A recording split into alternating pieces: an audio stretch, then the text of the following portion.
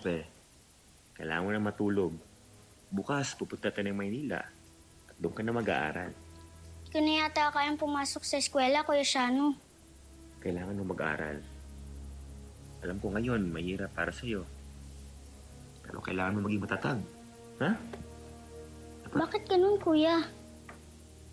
Wala siyang kasalanan na ikinulong siya. Paglaki mo, Pepe, maiintindihan mo rin lahat yan. Kung ano nangyayari sa bayan natin. Mag-aaral ako ng mabuti. Magiging abogado ako at ipagtatanggol ko si nanay. Kailangan makalabas siya sa bilangguan.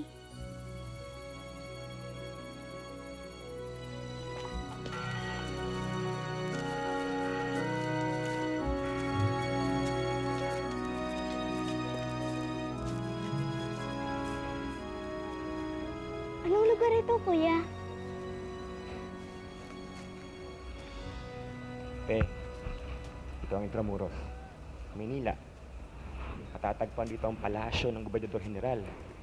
Pinakamataas na opisyal sa Espanya ng Pilipinas. Siyempre, andito rin ang eskwelahan mo. Ang Ateneo. Dito ako titira, Kuya. Hindi ka dito titira. Sa labas tayo ng Intramuros titira. Doon kay Lola Titay. Doon malapit siya sa ilog. Mabuti naman, Kuya. Nakakalungkot dito. Ang tataas ng pader. Tandaan mo, Pepe. Dahil sa nangyari kay Inay, kailangan natin magpalit ng pangalan para hindi ka mapahamak. Anong pangalan ang gagamitin ko? Hindi mo na natin gagamitin ng merkado. Gagamitin natin ay Rizal. Simula ngayon, ikaw ay si Jose Rizal.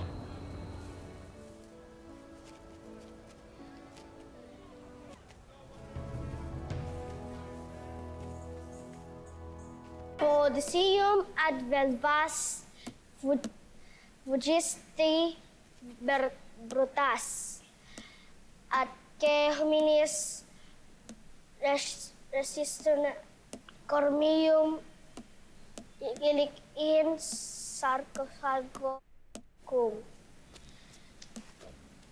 sesur laset.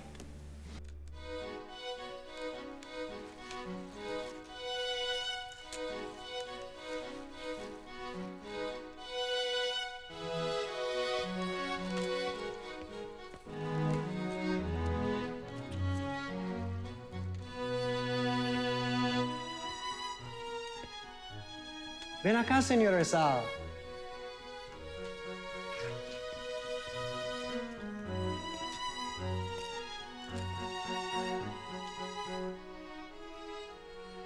Ang La Divina Commedia ay isinulat ni Dante. Dante... Sino nakakaalam?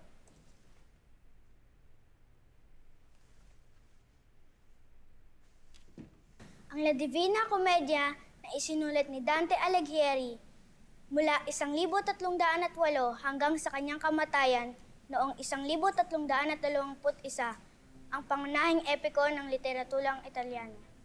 Muy bien, señoritong Rizal.